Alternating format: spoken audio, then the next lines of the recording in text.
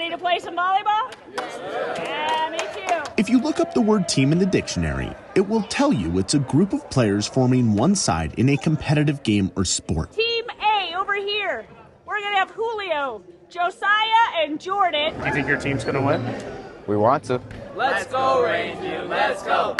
But I'm going to say, maybe that's not the most accurate definition of the word team. There you go, Jordan. Because what the dictionary ignores is what that group does for people.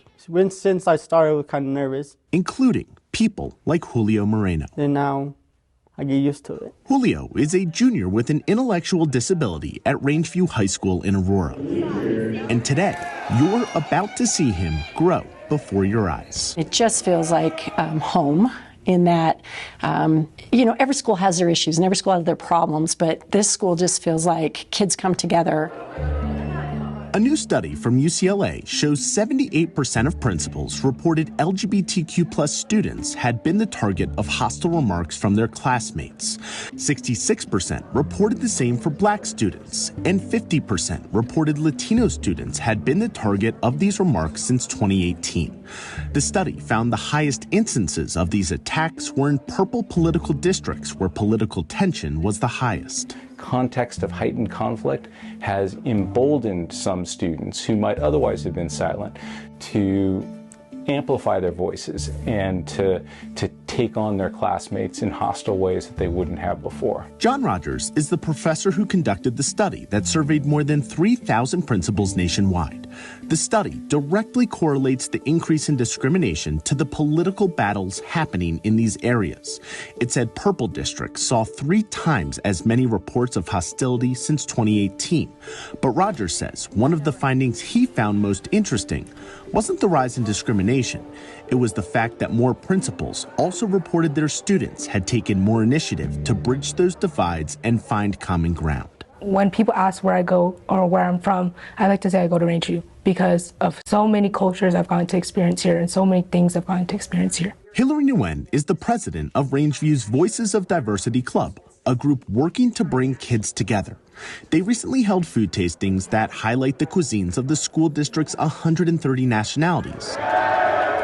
It has also worked to organize unified sports games like these, where neurotypical kids and kids with special needs compete on the same team.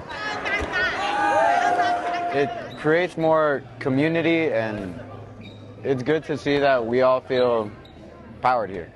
It makes me feel so happy just seeing people come together. It's like we're so separated from things that all of us have so much in common with.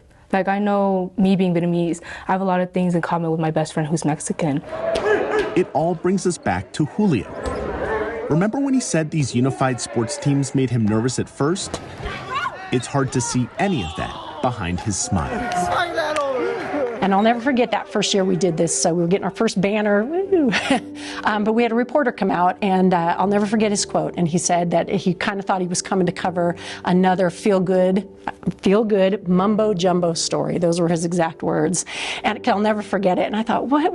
We're doing great stuff here. What do you mean mumbo jumbo? And then he started talking to the kids, and he started talking about what is happening differently here at Rangeview that is bringing people together. And he ended his story saying, I think this is going to work, and I think it's going to be successful. I had really fun with y'all today. Come here. According to the dictionary, the definition of a team circles around the idea of competition. 1, 2, 3, Raiders! Perhaps it should focus on the unity that spreads far beyond the lines of any court or field.